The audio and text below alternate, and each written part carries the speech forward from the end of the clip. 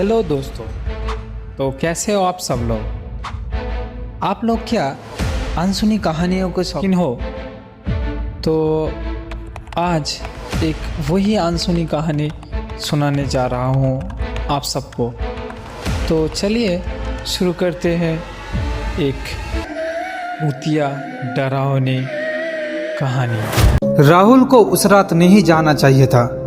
बारिश रुक चुकी थी, लेकिन हवा में अभी भी नमी थी। पुराने कब्रिस्तान शहर से बाहर जंगल के किनारे पर था। राहुल का दोस्त अमित पिछले 3 दिन से लापता था।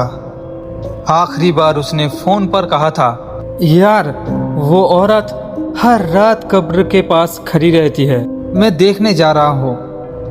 राहुल ने हंसकर उड़ा दिया, लेकिन जब अमित का फोन स्विच ऑफ हो गया और पुलिस कुछ नहीं किया तो वो खुद चला गया। रात के 10 बज चुके थे। उसने अपनी बाइक कब्रिस्तान के मेन गेट के बाहर खड़ी की। लोहे का जंग लगा गेट आधा खुला हुआ था। अंदर घुसते ही सर्दी एकदम बढ़ गई। मोबाइल की टॉर्च जलाकर वो आगे बढ़ा। कब्रें पुरानी थी, ज्यादातर कब्रों पर नाम भी मिट चुके थे।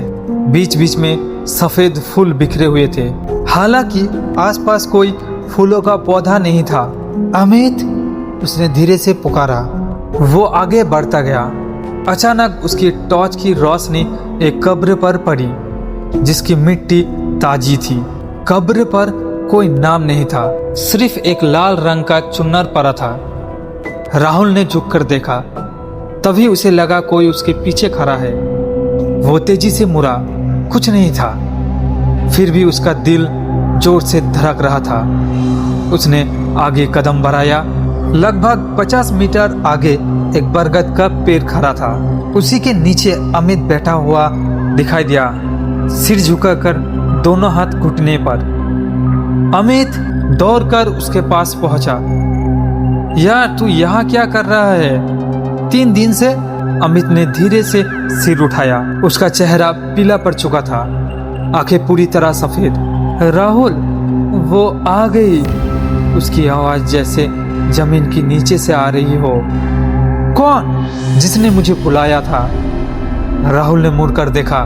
कुछ दूरी पर एक औरत खड़ी थी।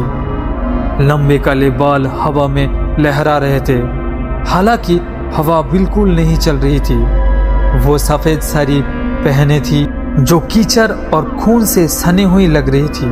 उसके पैर जमीन से ऊपर थे, लगभग आधा फुट। राहुल की सांस अटक गई। औरत धीरे धीरे उसकी तरफ बढ़ी। उसके पैर उल्टे थे। भागो, अमित फुसफुसाया। राहुल ने अमित का हाथ पकड़कर खींचा, लेकिन अमित हिला तक नहीं। उसका शरीर पत्थर की तरह भारी हो चुका था। चुड़ैल अब सिर्फ 10 कदम दूरी पर थी। उसके बाल हवा में फैल गए। राहुल ने देखा, उसके बालों के बीच से सैकड़ों छोटी छोटी आंखें उसे घूर रही थी। तुम मेरे कब्र पर आए थे ना? उसकी आवाज जैसी कई औरत की आवाज एक साथ बोल रही हो। अब तुम्हें भी यही रहना पड़ेगा। राहुल ने भागने की कोशिश की, लेकिन उसके पैर जमीन से चिपक गए थे। चुड़ैल ने अपना मुंह खोला। उसके दांत नुकीले और काले थे। जीभ बहुत लंबी, लगभग घुटने तक लटक रही थी। उसने राहुल का चेहरा अपने हाथ में लिया। हाथ बर्फ से भी ठंडी थी। अब तुम मेरे हो। राहुल चीखना चाहता था, लेकिन उसकी आवाज गले में ही अटक गई। अगली सुबह कब्रिस्तान के पास वाले गांव के लोग देखने आए। 2 नए कब्रें ताजी खुदी हुई थी। एक पर अमित का नाम था, दूसरी पर राहुल का। तो कैसा लगा आपको ये कहानी? अच्छी लगे तो कमेंट एंड लाइक करें।